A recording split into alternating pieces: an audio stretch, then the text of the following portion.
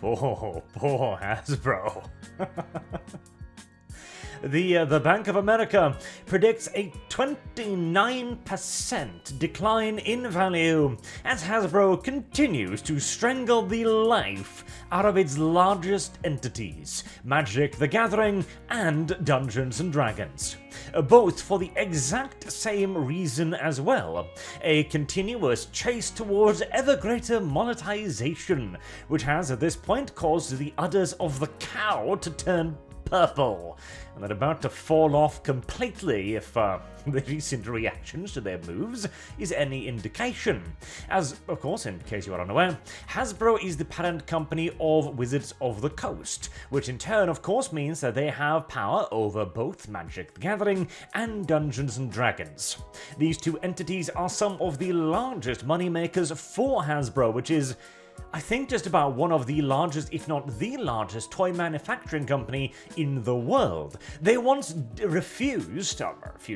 declined, shall we say, more politically and diplomatically, to purchase Games Workshop because it wasn't profitable enough. A company that sells, like, a spoonful of paint for $5 was not profitable enough for Hasbro.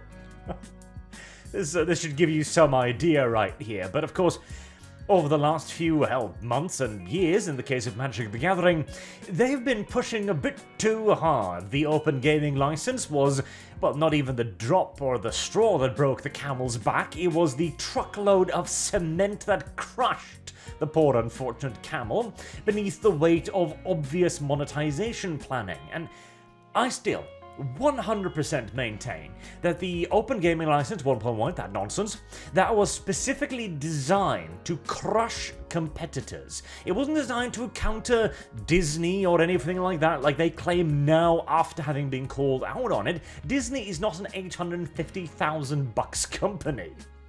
This was made to annihilate Paizo, to annihilate all of the people that had made Dungeons & Dragons popular by making use of the Open Gaming License 1.0 to create various derivatives and spread the word, spread the name of Dungeons & Dragons across the globe, making it an enormously popular hobby in the process, finally breaking out of that geekdom stigma that it was quote-unquote suffering under, or being protected by, as things turned out. Whereas Magic the Gathering, well, it hasn't made quite as large a single FU step, it has instead been slowly but surely eroding any and all good faith that they've managed to build up over the years by aggressively monetizing their game more and more and more, whilst also acting hostile towards their own communities. My buddy Jeremy, for example, from The Quartering, was completely banned from the Magic the Gathering after some spicy takes, honestly not even that spicy, to the point where they even seized his entire online collection, as he had been foolish enough to buy into the idea that you could play Magic on the internet, and put real money into it, money that then disappeared. This, of course, did have some consequences, as Jeremy then received a bunch of letters accusing the Magic judges, that was the word I was looking for, the people officiating over official tournaments, of, well, many nasty things, including apparently the fact that they had several convicted pedophiles working for them. Yeah, Magic the Gathering's reputation is not quite what it used to be either. And here's the problem too, because all of this essentially comes down to destroying customer goodwill, as in the article they mention here, that they continue to, well, essentially over-monetize their systems aggressively. In the case of the Open Gaming License increase, that was the attempt to corner the market completely via extremely overreaching and draconian terms. They hoped to slip past the community, which is why they didn't tell anybody about it until they'd already been caught elbow deep in aforementioned cookie jar. If they'd gotten away with it, well, many of their competitors would have had to close their doors, opening the way for an aggressive move into an online market with the One D&D system, which they now also claim is totally not going to replace anything, it's just going to be an alternative, you see.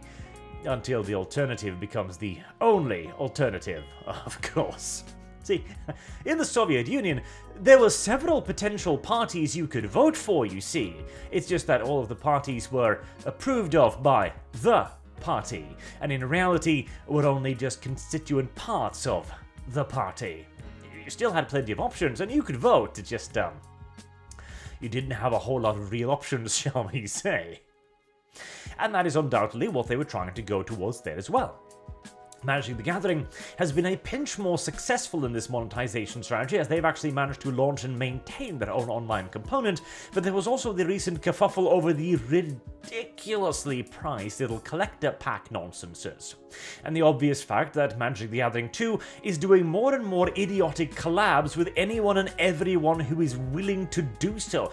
40k has this problem as well. See, the thing is, in theory, I have nothing against the idea of corporate collaborations, I suppose. Like the big-ass Space Marine toys, for example. They're pretty cool. But Funko Pop? Like, the very idea, the core key principle of Funko Pop is to reduce whatever IP they're representing down to the Funko Pop brand by having their hyper-stylized model. Thereby, when you look at a Funko Pop of Star Wars or any Disney property or 40k or Magic, what you see is a Funko Pop, rather than what it's supposed to represent. This is not a mutually beneficial sort of setting, and anyone who seems to... That's the thing too, the company seems to think that this is somehow some form of, I don't know, cross-marketing in a way. It really isn't. Most of the time it is one company taking blatant advantage of another to produce a product that neither side really wants. It's like the idiotic 40k bathrobes, for example, or the Nurgle-scented candles. This is dumb. Just straight up stupid. And the more you do this, the more you will annoy people, because you're putting an awful lot of effort into producing something that people don't actually want to purchase. Whilst, of course, also making sure that the people who want to buy your actual product feel, well, alienated and as if they're being aggressed upon. As like the recent interview with the Dungeons & Dragons executive producer, who made it clear that white men couldn't leave the hobby soon enough. Now, I think, if anything, the over-monetization is merely one aspect of why they are now staring a 29% fall in the face. Open racism towards their consumers, too, seems to be a reasonable explanation for why a lot of people are abandoning their brands. Even as, of course, with the Dungeons & Dragons thing, the worst part of it all was they encouraged their competitors to join together against them to launch their own alternatives. It's kind of beautiful. Magic the Gathering has a little bit of a better situation there because, well, they're sitting on a more of an isolated heap, shall we say, where it has simply not gotten as popular or as broad as Dungeons & Dragons, and as such there aren't as many natural competitors, especially not considering the absolute stranglehold that Magic has over the business, as they didn't release an Open Gaming License 1.0 like Dungeons & Dragons did. Now, the interesting part about this also, overall, is that we are absolutely seeing a general shift in the attitude of the entertainment industry. The recent Harry Potter game, for example, is an excellent example of this, because despite all the cacophonous drama, the screaming, the whining, the crying, the absolutely absurd levels of hysteria caused by a video game getting blamed for outright genocide, apparently now, the game itself was the kind of game that I would like to see made for 40k, in that it was a game clearly designed primarily for fans of the setting rather than really for anybody else. There's some concessions here and there, but the Harry Potter game is by and large a Harry Potter game. It follows the general beats of the Harry Potter style. You are protagonist, everybody knows you are protagonist, and you are oh so very, very, very special. And here's Hogwarts, and here's like house elves, and you can customize your room, and there's potion crafts, and there's classes, and there's all kinds of stuff, you know? The Last of Us 2, for its faults of pacing, is also very reminiscent of the game that they're based upon. Something that would be unheard of just a couple of years earlier, half a year earlier, as the standard was to give the audience the exact opposite of what they wanted. Wilma, for example, is a brilliant demonstration of doing that.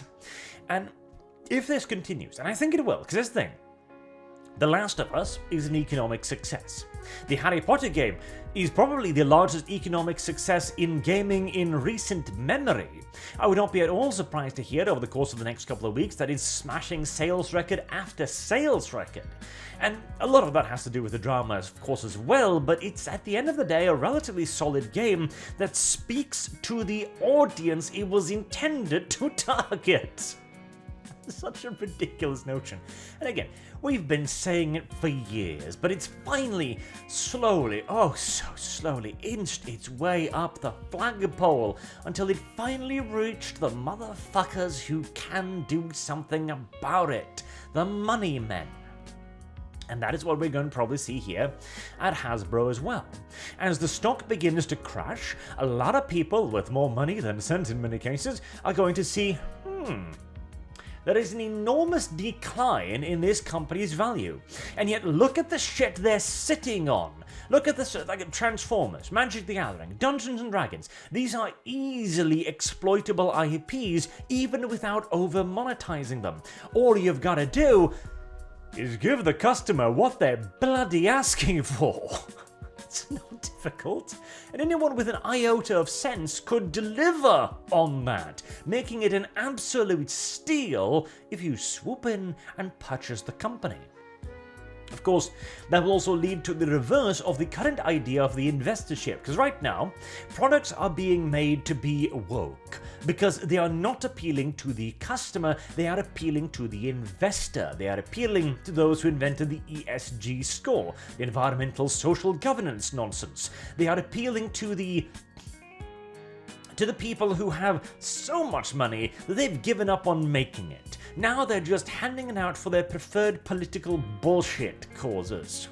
But as these investment scores grow less and less relevant, and as more and more of the investment firms begin to move away from this idea of politicized income because it keeps losing them goddamn cash, we are going to see more people focusing on the actual consumers of the product, which will be rather lovely.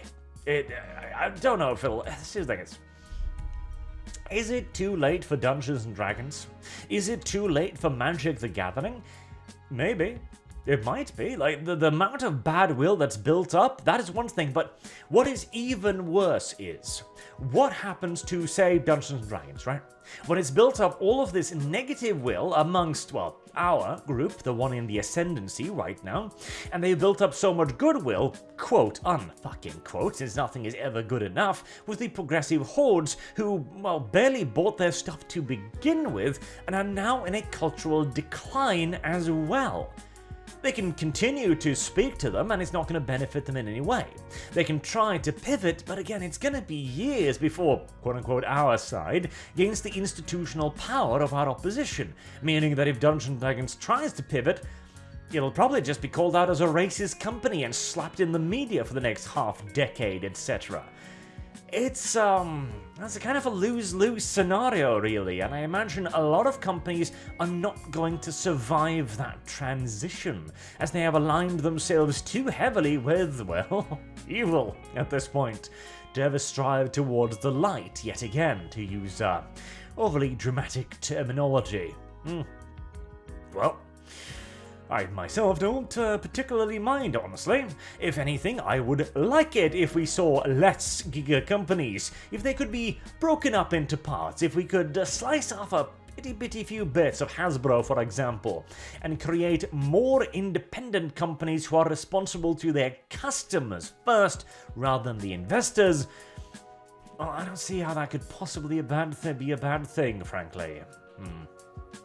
Anywho, Schadenfreude aside, do let me know what you think as well. Is this going to be the end of Hasbro?